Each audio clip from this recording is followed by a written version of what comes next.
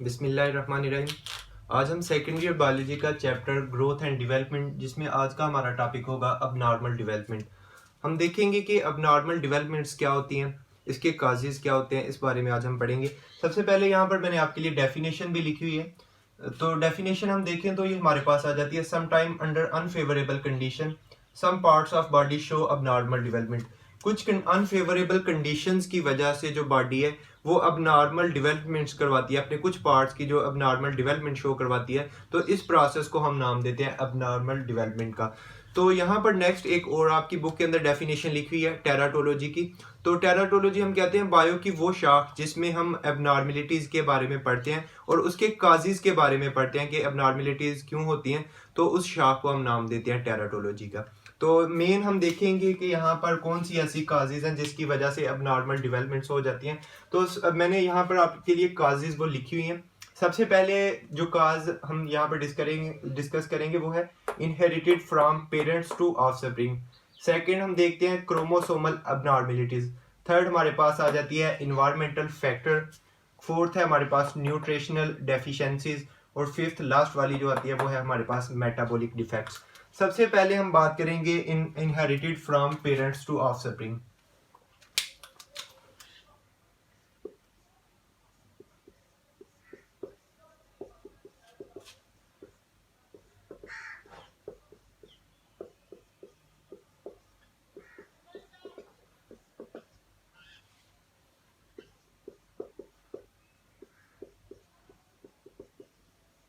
Are defective gene due to defective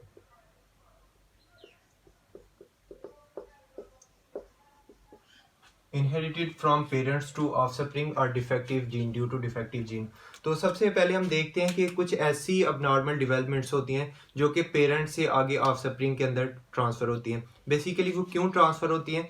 वो sex chromosome के ऊपर कुछ डिफेक्टिव जीन आ जाने की वजह से जो डिजीज़ है वो आगे पेरेंट्स से ऑफस्प्रिंग के अंदर ट्रांसफ़र हो जाती है। इसकी एग्जाम्पल जो आपकी बुक के अंदर लिखी हुई है वो हमारे पास है हीमोफीलिया।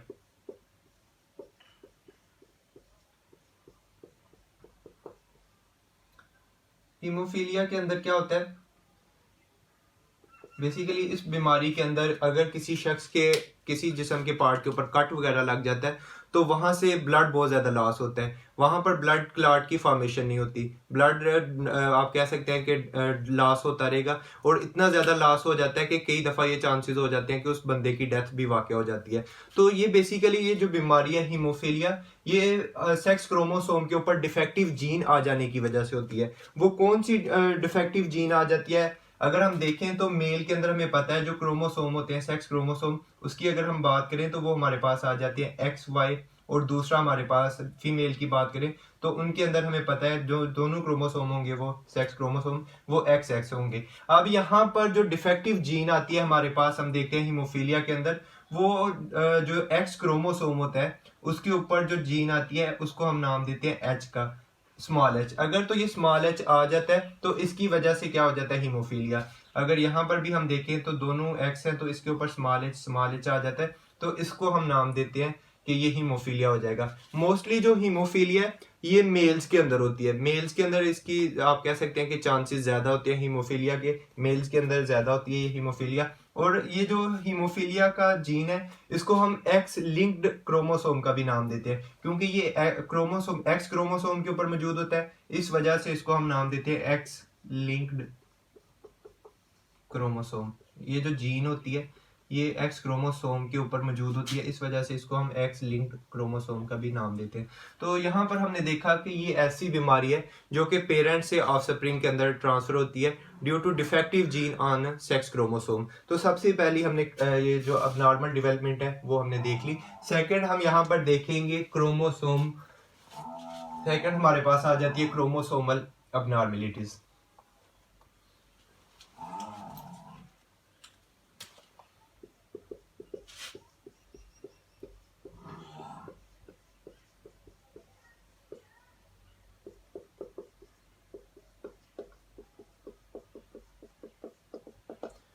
सेकंड आ जाती है हमारे पास क्रोमोसोमल अबनॉर्मेलिटीज। ये इस प्रोसेस में या इस अबनॉर्मेलिटीज में क्या होता है कि कई दफ़ा जो क्रोमोसोम है या तो वो एक मिसिंग हो जाता है या फिर वो क्या चला जाता है, एक्स्ट्रा चला जाता है। तो इस कंडीशन को हम नाम देते हैं क्रोमोसोमल अबनॉर्मेलिटीज। नॉर्मली हम देखते हैं कि 46 क्रोमोसोम है, लेकिन बाज़ केसेस के अंदर ये 47 हो जाते हैं या फिर बाज़ केसेस के अंदर ये 45 रह जाते हैं। तो ऐसी फिर जो डेवलपमेंट है इस डेवलपमेंट को हम नाम देते हैं क्रोमोसोमल अबनॉर्मेलिटीज का या क्रोमोसोमल अबनॉर्मेलिटीज डेवलपमेंट। तो इसमें भी आगे हमारे पास कुछ केसेस आ जाते हैं। सबसे पहला जो केस हमारे पास आता है उसको हम नाम देते हैं क्लिनफेल्टर।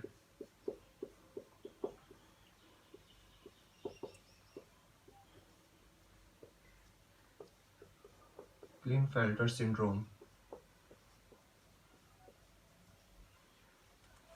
इसमें क्या होता है, ये एक ऐसी बीमारी है जिसमें आप कह सकते हैं कि एक एक्स क्रोमोसोम एक्स्ट्रा चला जाता है।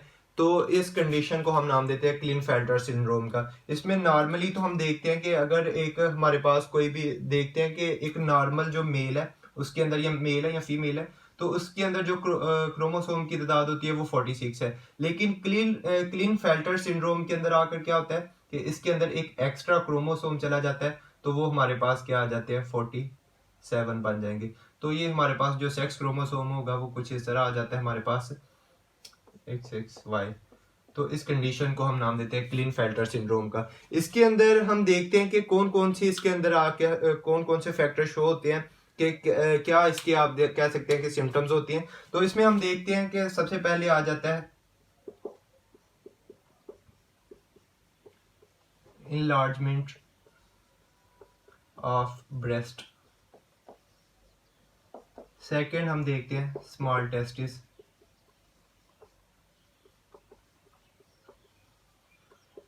और थर्ड हम देखते हैं नो एजैकुलेशन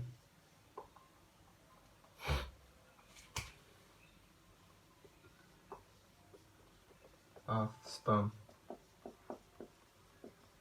अब यहाँ पर हमने तीन ये कंडीशंस देख ली। अगर किसी बंदे को क्लिनफेल्टर सिंड्रोम हो जाता है, नॉर्मली वो देखने को तो मेल ही लगता है, लेकिन उसके अंदर कौन कौन सी आ जाती हैं सिम्टम्स वगैरह। इनलार्जमेंट ऑफ ब्रेस्ट, उसका ब्रेस्ट का जो साइज है वो ज़्यादा हो जाएगा। तो दूसरे नंबर पर स्मॉल टेस्टिस, टेस्टिस जो होंगे उनका जो साइज होगा वो भी छोटा हो जाएगा। नो एजैकुलेशन ऑफ स्पर्म, उसके अंदर जो एजैकुलेशन है स्पर्म्स की वो भी नहीं हो सकेगी। तो इस बीमारी को हम नाम देते हैं क्लिनफेल्टर सिंड्रोम का। सेकंड हमारे पास क्रोमोसोमल अबनॉर्मेलिटीज में जो आती है वो है हमारे पास टर्नर सिंड्रोम।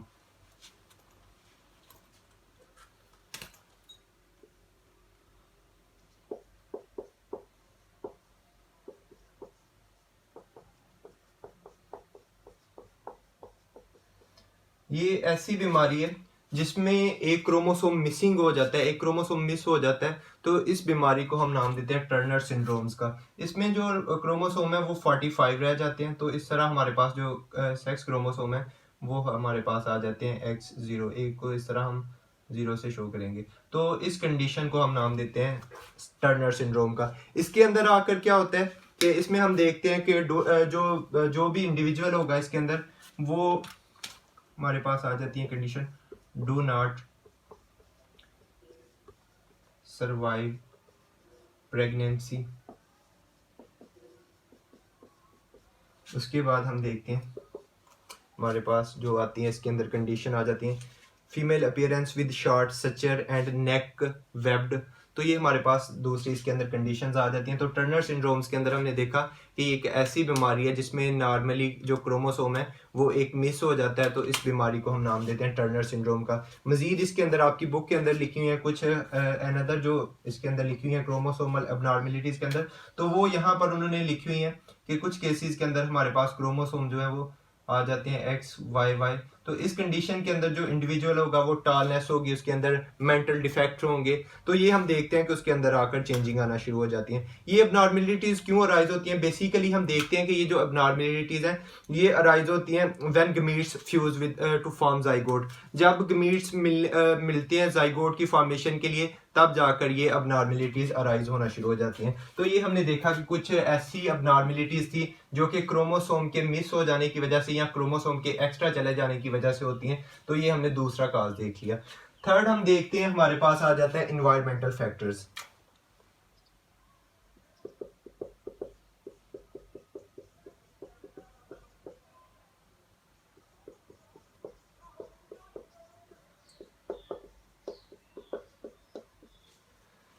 इन्वायरमेंटल फैक्टर्स में क्या होता है कि कुछ आयनाइजेशन रेडिएशन, कुछ ऐसी खतरनाक रेडिएशन होती हैं जो कि क्या करती हैं, हम देखते हैं कि वो जो आयनाइजेशन रेडिएशन होंगी वो या तो फिर हमें जाइगोट वगैरह उसको क्या कर देती हैं, उसमें म्यूटेशन कर देती हैं, उसमें एक चेंज प्रोड्यूस कर देती हैं। तो ऐसे डिफेक्ट्स को, ऐसी एबनॉर्मेलिटीज़ को हम नाम देते हैं इन्वायरमेंटल फैक्टर्स का, जो कि आयनाइजेशन रेडिएशन की वजह से हो रही हैं। कुछ ऐसी शुआएँ पैदा होती हैं जो कि जाइगोट वगैरह को, या आप कह सकते हैं कि जो हमारे पास एम्ब्रियो वगैरह बना है उसको डिफेक्ट कर दें। तो ऐसी एबनॉर्मेलिटीज़ को हम नाम देते हैं इन्वायरमेंटल फैक्टर्स का। तो थर्ड हम देखते हैं, हमारे पास आ जाता है न्यूट्रिशनल डेफिशिएंसीज।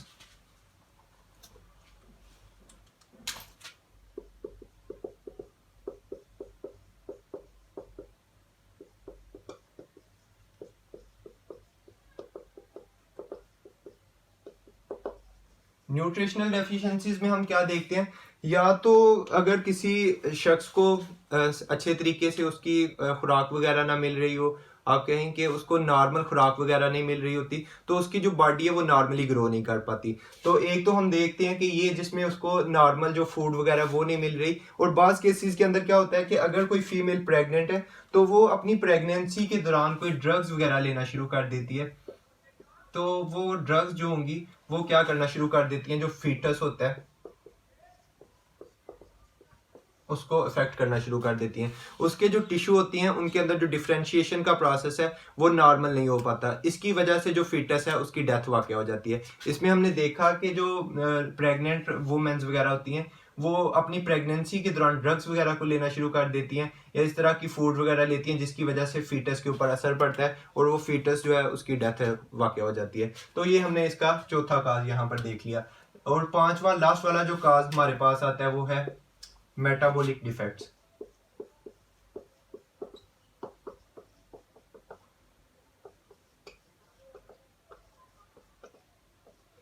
मेटाबॉलिक डिफेक्ट्स में हम देखते हैं कि ये एक ऐसा प्रोसेस है जिसमें ड्यूरिंग ऑर्गेनोजेनेसिस, ऑर्गन्स की जब फॉर्मेशन हो रही होती है उस वक्त क्या होता है कि कुछ बॉडी के जो पार्ट्स हैं या तो वो मिस हो जाते हैं, तो या फिर वो क्या हो जाते हैं, एक्स्ट्रा बन जाते हैं। तो ऐसे प्रोसेस को, ऐसी एबनॉर्मेलिटीज को हम नाम देते हैं मेटाबॉलिक डिफेक्ट्स का। जब हम देखते हैं कि ऑर्गेनोजेनेसिस का प्रोसेस जब चल रहा होता है, जब ऑर्गन की फॉर्मेशन हो रही होती है, उस वक्त या तो कोई बॉडी का पार्ट मिस हो जाएगा या फिर वो क्या हो जाता है, कोई एक्स्ट्रा बन जाता है। इस प्रोसेस को हमने नाम दे दिया मेटाबॉलिक डिफेक्ट्स का। इसमें बहुत सारी केसेस आ जाते हैं, जैसे कि हम देखते हैं पहले नंबर पर माइक्रोसेफेली।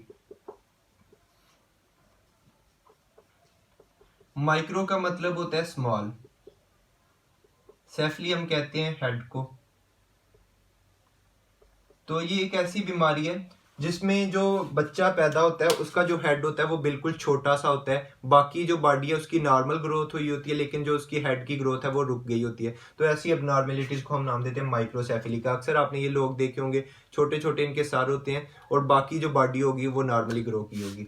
तो सेकेंड हम देखते हैं कि कुछ केसेस के अंदर आकर जो फिंगर्स हैं वो भी, या तो किसी शख्स के अंदर जो फिंगर्स हैं, अक्सर आपने ये चीज़ नोट की होगी, कोई ऐसे भी शख्स होते हैं, कोई ऐसे भी बंदे होते हैं उनके हाथ की उंगलियां या तो 6 होती हैं तो या फिर 4 होती हैं। तो वो भी क्या होती है, ड्यूरिंग ऑर्गेनोजेनेसिस उनके अंदर या तो वो एक्स्ट्रा कोई फिंगर बन जाती है या एक मिस हो जाती है। तो इस कंडीशन को भी हम नाम देते हैं मेटाबॉलिक डिफेक्ट्स का। और एक हमारे पास यहाँ पर आ जाती है, यहाँ पर आपकी बुक के अंदर भी उन्होंने लिखी हुई की, जिसमें उन्होंने लिखा हुआ है क्लेफ्ट पैलेट। क्लेफ्ट पैलेट में क्या होता है कि जो किसी बंदे का जो अपर लिप होता है उसके अंदर कट वगैरह आप देखते हैं, तो इस कंडीशन को भी हम क्या नाम देते हैं, मेटाबॉलिक डिफेक्ट्स का। तो ये ऐसी हमने काजेज देखी हैं जिसकी वजह से किसी भी बंदे के अंदर अब नॉर्मल डेवलपमेंट्स हो सकती हैं। शुक्रिया।